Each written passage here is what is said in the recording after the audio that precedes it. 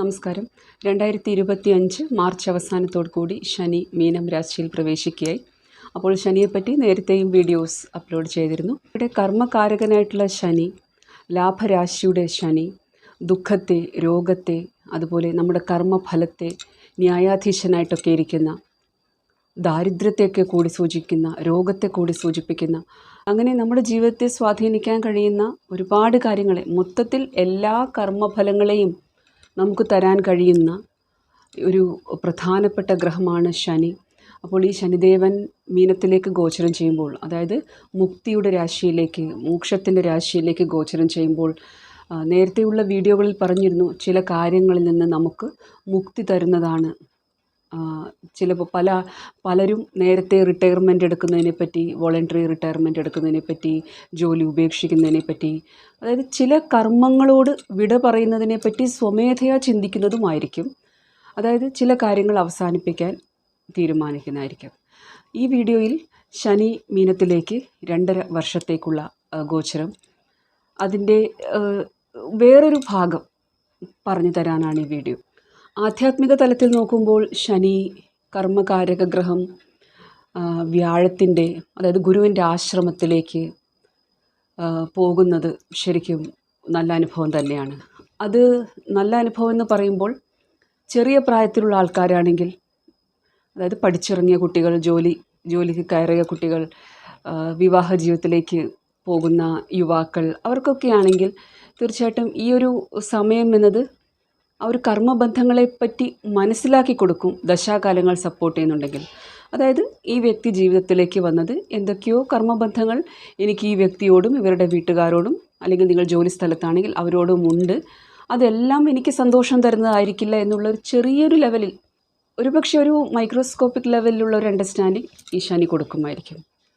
പക്ഷേ സ്വമേധയാ നമ്മൾ പ്രായമായ ആൾക്കാരാണെങ്കിൽ, നമ്മൾ ജീവിതത്തിൽ ഗൃഹസ്ഥാശ്രമത്തിലേക്ക് പ്രവേശിച്ചു, നമുക്ക് ജോലി ഉണ്ടായിരുന്നു, നമ്മൾ കർത്തവ്യങ്ങൾ ചെയ്തു, കുടുംബത്തെ നോക്കി, മക്കളെ പഠിപ്പിച്ചു, വിവാഹം കഴിപ്പിച്ചയച്ചു. ചിലർ വിവാഹം കഴിപ്പിക്കാൻ ഇരിക്കുന്ന ഒരു സമയമായിരിക്കാം, അതായത് മുതിർന്ന മക്കളുള്ള സമയം ആയിരിക്കാം.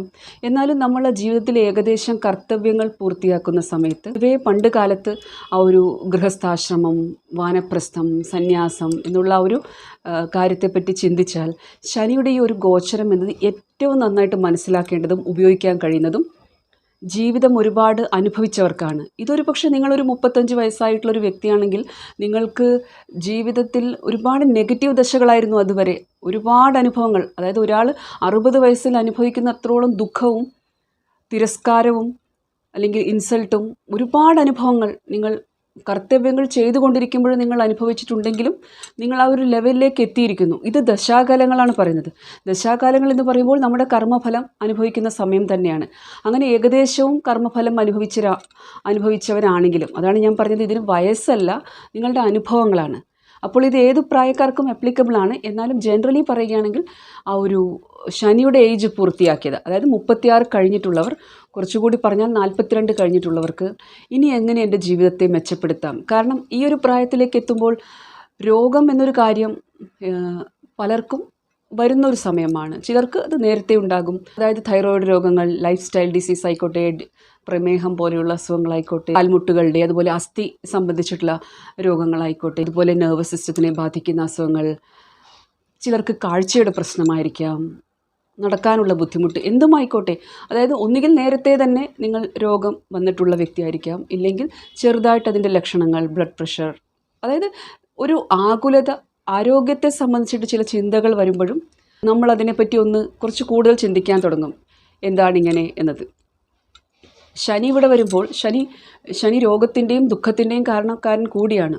ശനി കർമ്മം, ലാഭം എന്നീ സ്ഥാനങ്ങളുടെ അധിപനാണെങ്കിലും അദ്ദേഹത്തിൻ്റെ ബേസിക് നേച്ചറിൽ അദ്ദേഹം ഇതെല്ലാം കൊടുക്കും. ഇതെല്ലാം തരുന്നതും നമുക്ക് ജീവിതത്തിലെ ആ യാഥാർത്ഥ്യം പറഞ്ഞു തരാനാണ്. ജീവിതത്തിൽ ആ മോക്ഷത്തെ പ്രാപിക്കുന്നതിനെപ്പറ്റി, ഭഗവത് പ്രാപ്തിയെപ്പറ്റി, ഭക്തിയെപ്പറ്റി ഒക്കെ നമുക്കൊരു സൂചനയാണിതൊക്കെ. അതായത് ഈ ചക്രത്തിൽ നിന്ന് എങ്ങനെ രക്ഷപ്പെടണം എന്നുള്ളതിനെപ്പറ്റി ചിന്തിപ്പിക്കുന്ന ഒരു ഗോചരമാണ് ശനി മീനത്തിലേക്ക് വരുമ്പോൾ. ശനിയുടെ ഈ ഒരു മീനത്തിലേക്കുള്ള ഗോചരം എന്നത് കർമ്മകാരകൻ ഇതിലേക്ക് വരുമ്പോൾ ജീവിതത്തിൽ പല സംഘർഷങ്ങളിലൂടെ മൗനമായി അനുഭവിച്ച സംഘർഷങ്ങളിലൂടെ കടന്നു വന്ന വ്യക്തികളാണെങ്കിൽ പ്രത്യേകിച്ച് നിങ്ങൾക്കിത് മനസ്സിലാവും. ഒരു വിവാഹ ജീവിതത്തിൽ ഇമോഷണൽ സപ്പോർട്ട് ഇല്ലാത്തവർ, അതായത് ഒരുമിച്ച് ഒരുപാട് കാലം ദീർഘകാലം നിങ്ങൾ ഒരുമിച്ച് ജീവിക്കുന്നു എന്നല്ലാതെ പരസ്പരം വൈകാരികമായിട്ടുള്ള അടുപ്പമില്ലാതെ, അല്ലെങ്കിൽ ഒരു വ്യക്തിക്ക് മാത്രം അത് ലഭിക്കാതെ ഒരേ ഒരു ബന്ധത്തിൽ തുടരുന്നവർ, അതായത് വിവാഹം എന്ന് പറഞ്ഞാൽ തന്നെ ആരോടാണോ നമുക്ക് ഒരുപാട് ഒരു ഋണാനുബന്ധമുള്ളത്, ഒരുപാട് ബന്ധം പാസ്റ്റ് ലൈഫ് കർമ്മം ചെയ്യേണ്ടിയിരിക്കുന്നത്, അത് പറ്റിക്കപ്പെടാനായിരിക്കാം, നഷ്ടം വരാനായിരിക്കാം, ചിലപ്പോൾ സുഖം നമുക്ക് കിട്ടാനായിരിക്കും, നമുക്ക് വിദ്യാഭ്യാസം തരാനായിട്ട് ഒരാൾ വരുന്നതായിരിക്കാം, നമുക്ക് സ്ഥിര വരുമാനമുള്ള ഒരു ജോലിയിലേക്ക് നമ്മളെ പ്രോത്സാഹിപ്പിച്ച് പഠിപ്പിച്ച് മുന്നോട്ട് കൊണ്ടുപോകാനായിരിക്കാം, നമുക്ക് ആധ്യാത്മിക പുരോഗതി തരാനായിരിക്കാം. എന്തിനാണ് ആ വ്യക്തി വരുന്നത് എന്നത് നിങ്ങളുടെ കഴിഞ്ഞു പോയ ജന്മങ്ങളിലെ കർമ്മഫലം അനുസരിച്ചിരിക്കും. അതുകൊണ്ടാണ് ജീവിത പങ്കാളി എന്നൊരു കാര്യത്തിന് നമ്മുടെ ജീവിത യാത്രയിൽ വലിയ സ്ഥാനമുള്ളത്. ഇത് നിങ്ങളുടെ മനസ്സിൽ ഒന്നിൽ കൂടുതൽ പങ്കാളികൾ വരുമ്പോഴും റിലേഷൻഷിപ്പായിട്ട് വരുമ്പോഴും എല്ലാത്തിൻ്റെയും ഉദ്ദേശം ഇത് തന്നെയാണ്. ഏത് വ്യക്തിയോടാണോ കൊടുക്കൽ വാങ്ങലുകളുള്ളത് ആ വ്യക്തി തന്നെയാണ് വരുന്നത്. പിന്നെ നമ്മുടെ ഒരു ഫ്രീ വിൽ എന്നത് ഇവിടെ നമുക്ക് കർമ്മം ചെയ്യാനുള്ള, നമ്മുടെ സ്വമേധയാ നമ്മുടെ മനസ്സും ബുദ്ധിയും ഉപയോഗിച്ചിട്ട് സ്വമേധയാ കർമ്മം ചെയ്യാനുള്ള അവസരം എന്നത് ഈ വന്ന വ്യക്തിയോട് നമ്മൾ എങ്ങനെ പെരുമാറുന്നു, നമ്മൾ അവരെ എങ്ങനെ നോക്കിക്കാണുന്നു എന്നതാണ്. അതായത് ക്ഷമിച്ചു കൊടുക്കാനോ പുറത്തു കൊടുക്കാനോ, നമ്മൾ ഭഗവാനെ ശരണം പ്രാപിച്ച് ഇഷ്ടദൈവത്തിൻ്റെ ചരണങ്ങളിൽ നമ്മളെ സമർപ്പിച്ചിട്ട് ചില കാര്യങ്ങൾ മറക്കാനും പൊറുക്കാനും പഠിച്ചിട്ടാണോ, കൂടുതൽ ആ ഭാഗത്തുനിന്ന് നമ്മൾ പ്രതീക്ഷിക്കാതെ എല്ലാം ഭഗവാന് സമർപ്പിച്ചിട്ട് ഈ വ്യക്തിയോട് ഇമോഷണൽ ബോണ്ടിങ് ഇല്ലാതെ, അറ്റാച്ച്മെൻ്റ് ഇല്ലാതെ ഈ കർത്തവ്യം ഈ ജന്മത്തിൽ അത് തീർന്നു കിട്ടണേ എന്ന് വിചാരിച്ചിട്ടുള്ള ഒരു യാത്രയാണോ, അതല്ലാതെ വീണ്ടും വീണ്ടും കർമ്മങ്ങൾ സൃഷ്ടിച്ചിട്ട് അടിപിടിയും കാര്യങ്ങളും, അതായത് വൈരാഗ്യവും ദേഷ്യവും ഒക്കെ വച്ചിട്ട് ആ രീതിയിലാണോ, എങ്ങനെയാണ് അത് തീർക്കുന്നത് എന്നത് ആ ഒരു കർമ്മം നമ്മുടെ കയ്യിലാണ്. ഈ വന്ന പാസ്റ്റ് ലൈഫിൽ നിന്ന് വന്ന ഈ വ്യക്തിയെ നമ്മൾ എങ്ങനെ നോക്കിക്കാണുന്നു എന്നത്. പറഞ്ഞു വരുന്നത് ശനി ഇവിടെ 12ാം ഭാവത്തിൽ, നാച്ചുറൽ സോഡിയാക്കിലെ 12ാം ഭാവമായിട്ടുള്ള മീനത്തിലേക്ക്, മോക്ഷത്തിൻ്റെ രാശിയിലേക്ക് പോകുമ്പോൾ ശനിക്ക് നമ്മുടെ വിവാഹ ജീവിതത്തിലെ കർമ്മവുമായിട്ടും ബന്ധമുണ്ട്. അപ്പോൾ ഇവിടെ പൂരുരുട്ടാതി എന്ന നക്ഷത്രം വ്യാഴത്തിൻ്റെ നക്ഷത്രം, ഉത്രട്ടാതി എന്ന നക്ഷത്രം ശനിയുടെ തന്നെ നക്ഷത്രം, രേവതി എന്ന നക്ഷത്രം ബുധൻ്റെ നക്ഷത്രം, ഇങ്ങനെയുള്ള പ്രധാനപ്പെട്ട ഗ്രഹങ്ങളുടെ നക്ഷത്രങ്ങളിലൂടെ കടന്നു പോവുകയായിരിക്കും ശനി. അപ്പോൾ തീർച്ചയായിട്ടും ഇതിൻ്റെ ഓരോ പാദങ്ങളിലേക്ക് കടക്കുമ്പോൾ ശനി നിങ്ങളുടെ ഏതൊക്കെ ഗ്രഹങ്ങളെ ഏതൊക്കെ ഭാവത്തെ സ്വാധീനിക്കുന്നു എന്നതിനനുസരിച്ചിട്ട് ചില വ്യക്തിബന്ധങ്ങളിൽ നിന്നും നിങ്ങൾക്ക് മോചനത്തിനായിട്ടുള്ളൊരു ടെൻഡൻസി മനസ്സിൽ രൂപപ്പെടുന്നതായിട്ട് കാണാം. അത് നിങ്ങൾക്ക് സ്വമേധയാ മനസ്സിൽ തോന്നി, അതങ്ങനെ മനസ്സിലേക്ക് വരും. മടുത്തു, ഈ കാര്യം മടുത്തു, ഈ ഒരു കർത്തവ്യം ഞാൻ കുറേ ചെയ്തു, ഇനി ഇതിൽ നിന്ന് മോചനം വേണം, എനിക്ക് മുക്തി വേണം. ശനി അവിടെ കർമ്മത്തിൽ നിന്ന് മോചിപ്പിക്കുകയും ചെയ്യും. ഒരുപക്ഷെ അത് സ്വന്തം കുടുംബത്തോടായിരിക്കാം. വ്യാഴത്തിൻ്റെ നക്ഷത്രമാണ് പൂരുരുട്ടാതി എന്നത്. അപ്പോൾ ഒരു കുടുംബത്തിൽ നിന്ന് വലിയൊരു ഗ്യാപ്പ് തന്നിട്ട്, വ്യാഴത്തിൻ്റെ നക്ഷത്രമായതുകൊണ്ട്, അതിനുശേഷം ഉത്രട്ടാതിയാണ് ശനിയുടെ തന്നെ നക്ഷത്രമാണ്, രണ്ടിലും നല്ല ജ്ഞാനമാണ്. അപ്പോൾ നിങ്ങൾക്ക് ജ്ഞാനം തന്നിട്ട് ആ ഒരു റിയലൈസേഷൻ വരും. അവിടെയാണ് ഭാഗവതത്തിലെ ഒരു ശ്ലോകത്തിനുള്ള പ്രസക്തിയും. ഗുരുർന സസ്യാത് സ്വജനോ ന സസ്യാത് പിതാ ന സസ്യാത് ജനനീ ന സസ്യാത് ദൈവം ന സസ്യാന്ന പതിശ്ച സസ്യ നമോചയേദ്യ സമുപേത മൃത്യു. ഋഷഭദേവൻ പറയുകയാണിത്. നമ്മളെ ഈ ഒരു ജനന മരണ ചക്രത്തിൽ നിന്ന് മോചിപ്പിക്കാനുള്ള ജ്ഞാനം തരാൻ കഴിയാത്ത ഗുരു ആ ഒരു സ്ഥാനത്തിന് അർഹനല്ല. പതി, ഭർത്താവ്, അതായത് ജീവിത പങ്കാളി, അതുപോലെ പിതാവ്, മാതാവ്, ബന്ധുജനങ്ങൾ, അതായത് നിങ്ങളെ ഈ ജനന മരണ ചക്രത്തിൽ നിന്ന് മോചിപ്പിക്കാൻ കഴിയാത്ത ഗുരുവോ പിതാവോ മാതാവോ, അതുപോലെ ബന്ധുജനങ്ങൾ, ജീവിത പങ്കാളി, അതുപോലെ മറ്റു ദേവതകൾ, ഈ ഒരു ജനന മരണ ചക്രത്തിൽ നിന്ന് നിങ്ങളെ മോചിപ്പിക്കാൻ കഴിയാത്ത ഈ വ്യക്തികളൊന്നും ആ സ്ഥാനത്തിന് അർഹരല്ല. ആത്മീയ തത്വം ഉപദേശിച്ചു തരാൻ, ജനന മരണ ചക്രത്തിൽ നിന്ന് മോചനം തരാനുള്ള തത്വം ഉപദേശിച്ചു തരാൻ കഴിയാത്ത ദേവതയുമല്ല, അങ്ങനെ മോചിപ്പിക്കാൻ കഴിയാത്ത ദേവതയുമല്ല, പിതാവ് പിതാവല്ല, മാതാവ് മാതാവല്ല, ഗുരുജനമല്ല, ജീവിത പങ്കാളിയല്ല. അതായത് ഈ ബന്ധുജനങ്ങൾ എന്നത്, നമ്മുടെ ചുറ്റും കാണുന്ന നമ്മളെ ഇൻഫ്ലുവൻസ് ചെയ്യുന്ന ഈ ആൾക്കാർ എന്നത് ആ സ്ഥാനത്തിന് അർഹരല്ല. നമുക്ക് ഈ ഉപദേശം, ഈ ആത്മീയ തത്വം ഉപദേശിച്ചു തരാൻ, ആ മാർഗം കാണിച്ചു തരാൻ കഴിഞ്ഞില്ലെങ്കിൽ, അതായത് ഒരു ഗുരുവിൻ്റെ ആത്യന്തികമായിട്ടുള്ള കർത്തവ്യം എന്നത് തന്നെ നമുക്ക് ഈ ജനന മരണ ചക്രത്തിൽ നിന്ന് മുക്തി തരാനാണ്.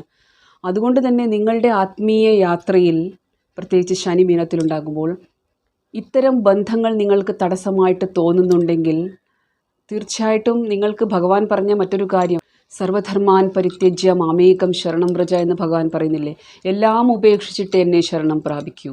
ആ ഒരു കാര്യത്തെയും നിങ്ങൾക്ക് സ്വീകരിക്കാവുന്നതാണ്. ഒരു ഗൃഹസ്ഥാശ്രമത്തിലെ കർമ്മങ്ങളെല്ലാം ചെയ്തു, എന്നിട്ടും നിങ്ങളുടെ ആത്മീയ പുരോഗതിക്ക് തടസ്സം നിൽക്കുകയാണെങ്കിൽ തീർച്ചയായിട്ടും നിങ്ങൾ ഈ പറയുന്ന ആൾക്കാരോടെല്ലാം മാനസികമായി ഡിറ്റാച്ച്ഡ് ആകേണ്ടതാണ്. അതിന് കുറ്റപ്പെടുത്തലുകൾ, പഴിചാരലുകൾ, ഇൻസൾട്ട്, അവഗണനകൾ, മറ്റു പല വിഘ്നങ്ങളും മറ്റ് പല കാര്യങ്ങളും നിങ്ങളുടെ മുന്നിലേക്ക് വരുന്നതായിരിക്കും. അതിലും നിങ്ങൾക്ക് ഉറച്ച മനസ്സോടുകൂടി നിൽക്കാൻ കഴിയുകയാണെങ്കിൽ, ശരണാഗതി ഉണ്ടെങ്കിൽ നമുക്ക് കഴിയുന്നതാണ്. അപ്പോൾ നിങ്ങളുടെ ഇഷ്ടദൈവത്തിന്, നിങ്ങളുടെ ഇഷ്ടദൈവം ഭഗവാൻ നിങ്ങൾക്ക് മോക്ഷം തരാനായിട്ട്, മുക്തി തരാനായിട്ട് റെഡിയാവുന്നൊരു സമയം കൂടിയാണ് ശനിയുടെ ഈ ഒരു വ്യാഴത്തിൻ്റെ രാശിയിലേക്കുള്ള ഗോചരം എന്നത്. അതുകൊണ്ട് തന്നെ ശനി ഇവിടെ നിങ്ങളുടെ 7ാം ഭാവവുമായിട്ട്, 7ാം ഭാവാധിപനുമായിട്ട് ഒക്കെ ബന്ധം ഈ മീനത്തിലേക്ക് വരുമ്പോൾ, മീനത്തിലെ നക്ഷത്രാധിപന്മാർ വ്യാഴം, ശനി, ബുധൻ എന്നീ ഗ്രഹങ്ങളുടെ കൂടെ നിങ്ങളുടെ 7ാം ഭാവാധിപന്മാർ ഇരിക്കുമ്പോഴും, അതുപോലെ ഈ മീനത്തിൽ നിന്ന് ത്രികോണത്തിൽ നിങ്ങളുടെ 7ാം ഭാവാധിപൻ ശുക്രൻ, ചൊവ്വ ഒക്കെ ഇരിക്കുകയാണെങ്കിലും നിങ്ങൾക്ക് നിങ്ങളുടെ ജീവിതത്തിൽ, മാരീഡ് ലൈഫിൽ മേജർ ചേഞ്ചസ് കാണാൻ പറ്റുന്ന സമയമാണ്. ഇതിൻ്റെ ഉദ്ദേശം എന്നത് നിങ്ങളെ ആത്മീയതയിലേക്ക് നയിക്കാൻ എന്നത് തന്നെയാണ്. അപ്പോൾ ആർക്കാണോ ജ്ഞാനമുള്ളത്, ഗുരു ഉപദേശങ്ങൾ സ്വീകരിക്കുന്നത്, അവർക്ക് ആത്മീയ പുരോഗതി ഉണ്ടാകുന്നതുമാണ്.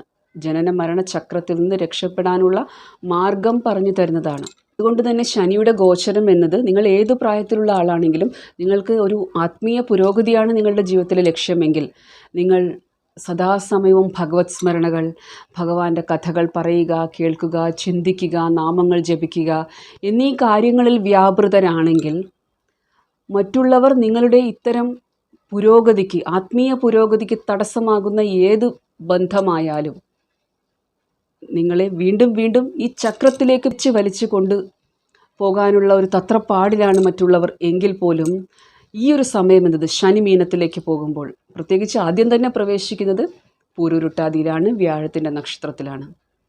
അപ്പോൾ ഈ ഒരു സമയത്തും നിങ്ങൾക്ക് ദൃഢപ്രതിജ്ഞ എടുക്കേണ്ടതാണ്. ഭഗവത് പ്രാപ്തി, ശരണാഗതി, എൻ്റെ ഇഷ്ടദൈവത്തിൻ്റെ ചരണങ്ങളിൽ, ഏത് ദൈവത്തെയാണോ നിങ്ങൾ ആരാധിക്കുന്നത് ആ ദേവതയുടെ ചരണങ്ങളിൽ സമർപ്പിക്കുക.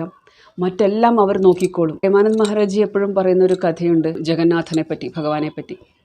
ഭഗവാന്റെ ഭക്തനായിരുന്നു മാധവദാസ് എന്ന ഒരു സന്യാസി. അപ്പോൾ അദ്ദേഹത്തിന് എപ്പോഴും അദ്ദേഹത്തിൻ്റെ അസുഖ സമയത്ത് അദ്ദേഹം ഒറ്റയ്ക്ക് അങ്ങനെ കിടക്കുകയാണ്. അദ്ദേഹത്തിന് ലൂസ് മോഷൻ ആയിരുന്നു തോന്നുന്നു. അങ്ങനെ പോയിക്കൊണ്ടിരിക്കുന്നു, കിടന്ന കിടപ്പിലാണ്. അപ്പോൾ പെട്ടെന്ന് കണ്ണു തുറന്ന് നോക്കുമ്പോൾ ഒരാൾ വസ്ത്രങ്ങൾ ഇങ്ങനെ അലക്കി വൃത്തിയാക്കി ഇടുന്നു, ഇദ്ദേഹത്തെ ശുശ്രൂഷിക്കുന്നു. അപ്പോൾ ഇതാരാണ്, എനിക്കാരുമില്ലല്ലോ, ഇതാരാണ് ചെയ്യുന്നത് എന്ന് ശ്രദ്ധിച്ചു നോക്കുമ്പോൾ ഇദ്ദേഹത്തിൻ്റെ ആ ഒരു ദിവ്യദൃഷ്ടിയിലൂടെ അദ്ദേഹം നോക്കിയപ്പോഴാണ് ഭഗവാൻ സ്വയമാണെന്ന് മനസ്സിലായത്. ഇതെപ്പോഴും പ്രേമാനന്ദ് മഹാരാജ് ഒരുപാട് അദ്ദേഹത്തിൻ്റെ പ്രഭാഷണങ്ങളിൽ പറഞ്ഞ ഒരു കഥയാണ്. മാത്രമല്ല ഇസ്കോണിൻ്റെ ചാനലുകളിലും ഈ കഥ അവർ പറയുന്നത് നമുക്ക് കേട്ടിട്ടുള്ള അറിവാണ്. കൂടുതലായിട്ടും ജഗന്നാഥ കഥകളൊക്കെ അങ്ങനെ കേട്ടിട്ടുള്ളതാണ്. അപ്പോൾ ഭഗവാനാണെന്ന് തിരിച്ചറിഞ്ഞപ്പോൾ, അയ്യോ ഭഗവാനെ, അങ്ങാണോ എന്നെ ശുശ്രൂഷിക്കുന്നത്, അങ്ങാണോ ഇത് കഴുകി വൃത്തിയാക്കുന്നത് എന്ന് ചോദിച്ചപ്പോൾ ഭഗവാന്റെ ആ ഒരു ദർശനം തന്നെ, ദിവ്യദൃഷ്ടിയിലൂടെ നോക്കുമ്പോൾ തന്നെ ആ ഒരു വിവരണം എന്നത്, അരവിന്ദാക്ഷൻ, പട്ടാമ്പരം ധരിച്ച യുവാവസ്ഥയിലുള്ള ആ ഒരു മന്ദസ്മിതത്തോടു കൂടിയ ഭഗവാന്റെ രൂപം ഇങ്ങനെ കാണുകയാണ്. അപ്പോൾ ഭഗവാൻ പറയുകയാണ്, ഞാനല്ലാതെ നിനക്ക് മറ്റാരുമില്ലല്ലോ, എന്നെ അല്ലാതെ നീ മറ്റാരെയും ആശ്രയിച്ചില്ലല്ലോ, എന്നെ മാത്രമല്ലേ നീ ധ്യാനിക്കുന്നത്, എൻ്റെ നാമങ്ങൾ മാത്രമല്ലേ നീ ഉച്ചരിക്കുന്നത്, മറ്റുള്ളവരിൽ നിന്ന് നീ ഒരു പ്രതീക്ഷയും വെച്ചില്ലല്ലോ, നീ പ്രതീക്ഷിക്കുന്നതെല്ലാം എന്നിൽ നിന്നല്ലേ, അപ്പോൾ പിന്നെ ഞാനല്ലാതെ മറ്റാരാണുള്ളത് നിന്നെ ശുശ്രൂഷിക്കാൻ. അപ്പോൾ പറയാണ്, ഭഗവാനെ എൻ്റെ പ്രാരാബ്ധം കളഞ്ഞാൽ പോരെ, എന്തിനാണ് എന്നെ ശുശ്രൂഷിക്കുന്നത്? ഭഗവാൻ പറയുന്നു, പ്രാരാബ്ധം അനുഭവിക്കുക തന്നെ വേണം, പക്ഷേ ഭക്തരെ ഞാൻ കൈവിടില്ല. അപ്പോൾ ഈ കഥകളിൽ നിന്ന് നമുക്ക് മനസ്സിലാകുന്നതും, ശരണാഗതർ ആയിട്ടുള്ള ആൾക്കാർ ഒരിക്കലും ഒറ്റയ്ക്കാവില്ല, ഭഗവാൻ കൂടെ ഉണ്ടാകും. പക്ഷേ ആ വിശ്വാസം, ഡെഡിക്കേഷൻ എന്നത് ആവശ്യമാണ്. ഇതുതന്നെ ഭഗവാൻ കുന്തിപുത്രനായിട്ടുള്ള അർജുനനോടും പറയുന്നുണ്ട്, എല്ലാം എനിക്ക് സമർപ്പിക്കണം എന്നത്. എല്ലാ കർമ്മങ്ങളും അതുപോലെ നമ്മൾ എന്താണ് കഴിക്കുന്നത്, എല്ലാ പ്രവൃത്തികളും എല്ലാം ഭഗവാന് സമർപ്പിക്കണം. ഭഗവാന് സമർപ്പിക്കണമെന്ന് നമ്മുടെ മനസ്സിൽ ബോധമുണ്ടാകുമ്പോൾ നമ്മൾ കുറ്റങ്ങൾ ചെയ്യില്ല, അബദ്ധങ്ങൾ ചെയ്യില്ല, അധാർമികമായിട്ടുള്ള പ്രവൃത്തികൾ ചെയ്യില്ല, സത്യം പറയും.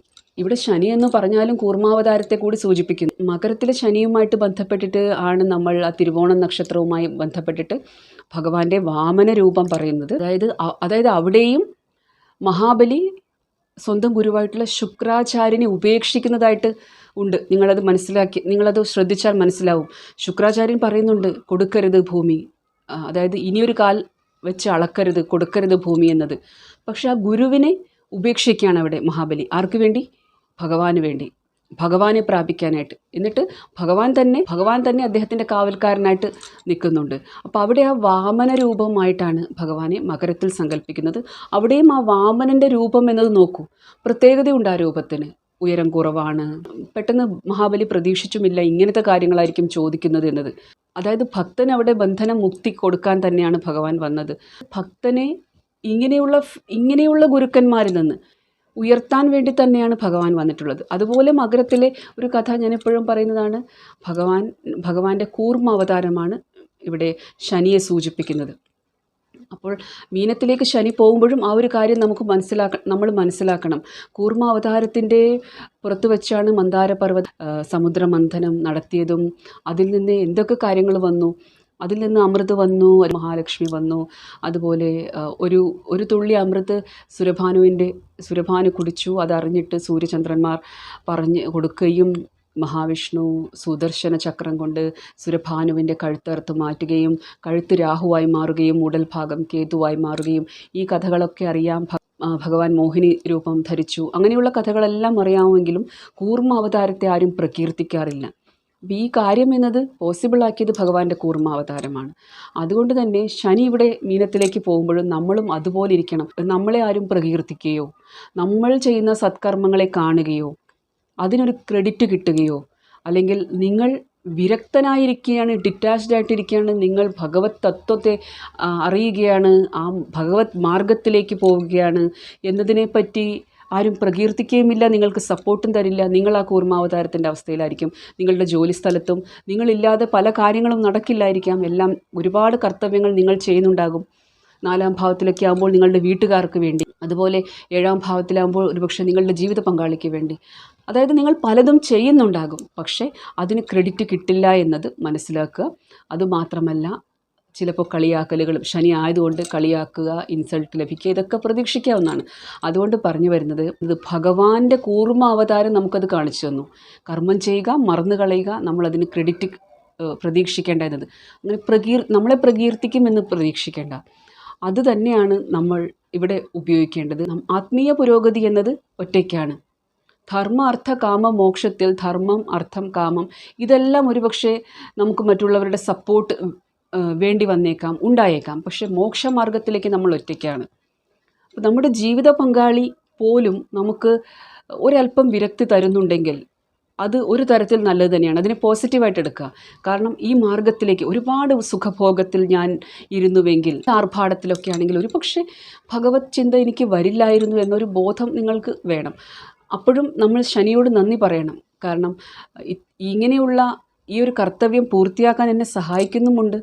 പക്ഷേ എനിക്ക് ഭഗവത് സ്മരണ തരുന്നുണ്ട്, ഭഗവത് ചിന്തകൾ വരുന്നുണ്ട്, ഭക്തന്മാരോട് അടുക്കുന്നുണ്ട്, ഭഗവത് കഥകൾ കേൾക്കുകയും നാമജപം ചെയ്യുകയും ഒക്കെ നമ്മൾ ചെയ്യുന്നുണ്ട്. അപ്പോൾ ഇവിടെയുള്ള ശനി എന്നത് നമുക്ക് ആത്മീയ പുരോഗതി തരുകയാണ്, ഒരുപാട് ആത്മജ്ഞാനവും തരും. അതുകൊണ്ട് നിങ്ങൾക്ക് വരുന്ന സമയങ്ങൾ കൂടുതലായിട്ടും ഈ മീനം എന്ന് പറഞ്ഞാൽ ഒറ്റപ്പെടൽ കൂടിയാണ്. ആ ഒറ്റപ്പെടൽ എന്നത് ആത്മീയ പുരോഗതിക്കായിട്ട്, മോക്ഷപ്രാപ്തിക്കായിട്ട്, ജ്ഞാനം നേടാനായിട്ട് ഉപയോഗിക്കേണ്ടതാണ്. ശനി മീനത്തിലേക്ക് പോകുമ്പോൾ നമ്മൾ ഭക്തന്മാരാണെങ്കിൽ, ശരണാഗതരാണെങ്കിൽ, നിങ്ങൾക്കൊരു ഇഷ്ടദൈവമുണ്ടെങ്കിൽ, നിങ്ങൾ സാധനാമാർഗം, ഭക്തിമാർഗം, പാരായണം ഒക്കെ ചെയ്യുന്ന ആൾക്കാരാണെങ്കിൽ തീർച്ചയായിട്ടും നിങ്ങൾ ആ ഒറ്റപ്പെടലിനെ എൻജോയ് ചെയ്യണം. അതായത് ആരാണ് കൂടെയുള്ളത്? നിങ്ങളുടെ ഇഷ്ടദൈവമാണ് കൂടെയുള്ളത്, ഒറ്റയ്ക്കല്ല എന്ന കാര്യം എല്ലാം അവർ കാണുകയും നിങ്ങളുടെ ഹൃദയത്തിലാണ് വസിക്കുന്നത്. ഭഗവാൻ പറയുന്നുണ്ട്, എൻ്റെ ഭക്തന്മാരുടെ ഹൃദയത്തിലാണ് എൻ്റെ വാസം എന്നത്. അതുകൊണ്ട് തന്നെ നിങ്ങളുടെ ഓരോ അനക്കവും ഓരോ ശ്വാസവും നിങ്ങളുടെ ഇഷ്ടദൈവം ഭഗവാൻ അറിയുന്നുണ്ട്. അതുകൊണ്ട് തന്നെ ഈ ഒരു യാത്ര എന്നത് 2.5 വർഷത്തെ യാത്ര എന്നത് നിങ്ങളെ ഒന്ന് പാകപ്പെടുത്തിയെടുക്കാൻ, നിങ്ങളെ ഒന്ന് ട്രാൻസ്ഫോം ചെയ്യിക്കാൻ, ഒരു വലിയ മാറ്റം ജീവിതത്തിൽ വരാൻ, പോസിറ്റിവിറ്റി വർദ്ധിപ്പിക്കാൻ, ഭക്തി വർദ്ധിപ്പിക്കാൻ, ഭക്തിയിൽ അടിയുറച്ച് നിൽക്കണമെങ്കിൽ പോലും ഒരു വൈരാഗ്യം വരണം, ഒരു വിരക്തി വരണം ജീവിതത്തോട്. അത് നിങ്ങൾ എങ്ങനെ വസ്ത്രം ധരിക്കുന്നു, എങ്ങനെ കാണാനിരിക്കുന്നു എന്നതല്ല. ഈ വിരക്തി എന്നത് മനസ്സിൻ്റെ ഭാവമാണ്. അതങ്ങനെ പുറമെ പ്രകടിപ്പിക്കേണ്ടതുമല്ല. അപ്പോൾ കുറച്ച് സോഷ്യൽ സർക്കിളും കാര്യങ്ങളൊക്കെ കുറയ്ക്കുക. കുറേയൊക്കെ ഭഗവത് ചിന്തകളുമായിട്ട്, പാരായണങ്ങളുമായിട്ട് ഒറ്റയ്ക്ക് സമയം സ്പെൻഡ് ചെയ്യാനും ഭഗവാനെ ധ്യാനിച്ചിരിക്കാനും നിങ്ങളുടെ ഇഷ്ടദൈവത്തെ ധ്യാനിച്ചിരിക്കാനും സമയം കണ്ടെത്തുക. അപ്പോൾ ഇതാണ് ശനിയെപ്പറ്റി കുറച്ച് അറിവുകൾ. മീനത്തിലേക്ക് ശനി പോകുമ്പോൾ അതിനെപ്പറ്റി പറഞ്ഞു തരാനുള്ളത്. നിങ്ങളെനിക്ക് തരുന്ന സ്നേഹത്തിനും സപ്പോർട്ടിനും ഒരുപാട് നന്ദിയുണ്ട്. ചാനൽ ഇതുവരെ സബ്സ്ക്രൈബ് ചെയ്തിട്ടില്ലാത്തവരാണെങ്കിൽ ചാനൽ സബ്സ്ക്രൈബ് ചെയ്ത് കാണുക. ഇത്തരം അറിവുകൾ ആവശ്യമുള്ളവർക്ക് അത് ഷെയർ ചെയ്ത് കൊടുക്കാവുന്നതാണ്. Thank you so much for watching the video. ഓം നമഃ ശിവായ.